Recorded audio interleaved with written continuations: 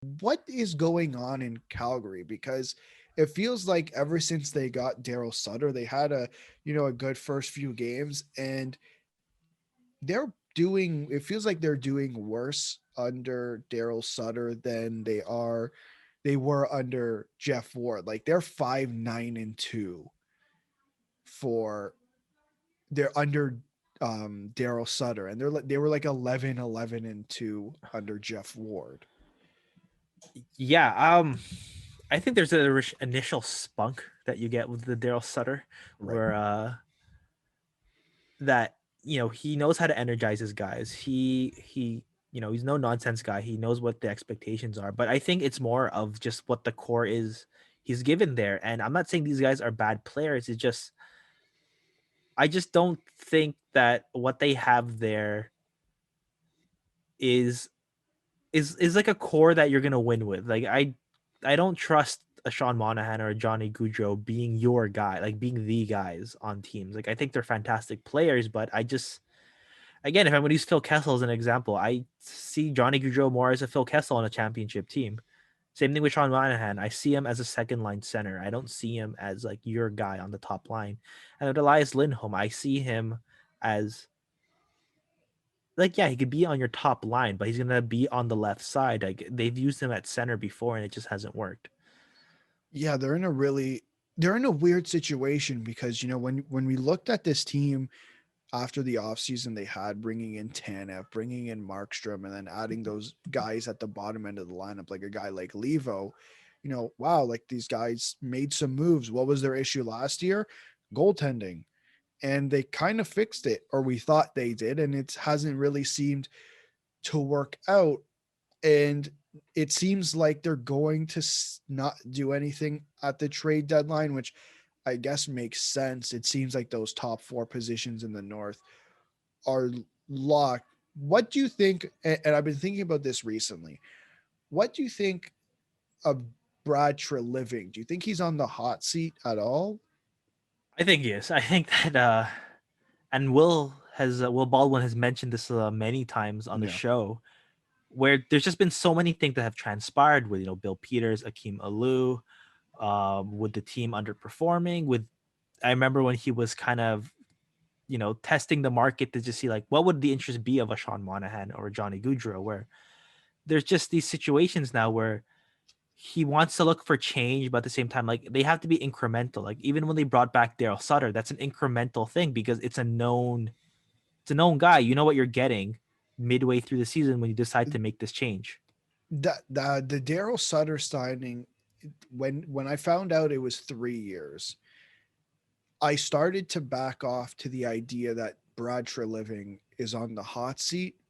Like let's say they don't make the playoffs, and I just don't know if he'll be fired because you sign Brad. You signed Darryl Sutter for 3 years. We know that general managers tend to prefer to have their coach. So you're gonna ride out the first 2 years of a new general manager with an old coach, like the coach of a previous GM?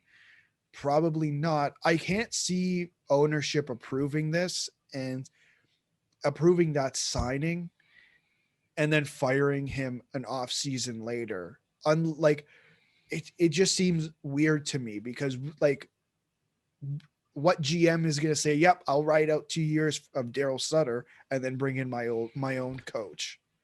Yeah, and I think it's just maybe his perspective and our perspective. I think for his perspective, he still believes he can win with this roster that he's built. I think that he has quite a few pieces that are getting like Mark Giordano. I know he's like 38, but the amount of time it took him to be in the league, like he's only like at least 33 in that kind of frame of mind, I guess, in terms of that. And they have like Yuzo Valimaki and like Rasmus Anderson out there. And then, they have a Matthew Kachuk where I think he's just going to keep getting better. But it's just that reality of things where it's just the other guys you have in place, like what is their shelf life for you in terms of in terms of looking at what is my playoff window, what can I realistically achieve with this roster?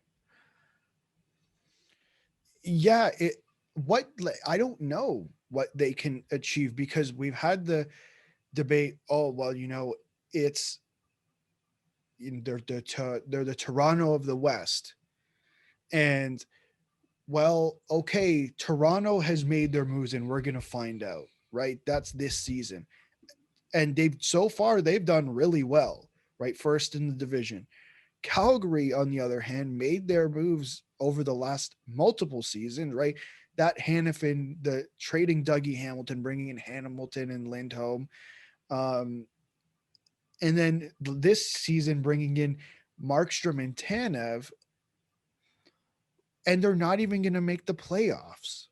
Like, Yeah. what is the like? There has to be some talk of this team needs to either be broken down, or there needs to be a major retool in a way. Like, you're if I'm Brad Treliving, like every time I say Brad Treliving, I almost say Jim, and I feel really bad. But there has to be that discussion. Goudreau, is he here or is he gone? Monahan, is he here or is he gone? Like, something has to change here. Yeah. I definitely agree that there has to be something there that you have to kind of establish that this is something that we have to put our like we I think yeah, there has to be a culture change with things where maybe I don't know, there's a shakeup. Like I don't know, do you start fielding offers for Mark Giordano? Do you get rid of Sam Bennett now and just see what you can get simply because it's just been a negative story this whole year? Like I think those are just examples that I think of. Or do you really go out and say, okay, you know, these guys are not getting a 8 million a year. Like they could get moved. Like you trade a Johnny Gaudreau or Sean Monahan finally to just try to establish that we don't expect the same results from before. Well, what Goudreau has 1 year past this year. Monahan has another 2 years past this year. Lindholm has another 3 years past this year.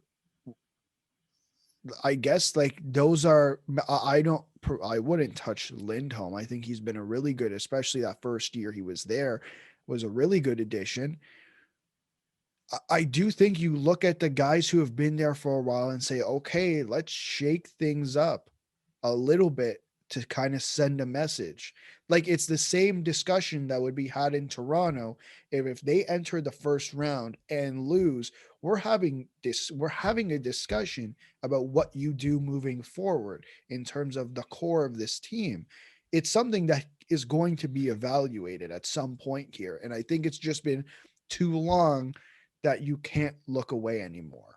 Yeah, I completely agree that for too long, I think Calgary, like they established something that was good there after the Aginla years, but they just haven't taken those next few steps to solidify it or keep adding to it properly.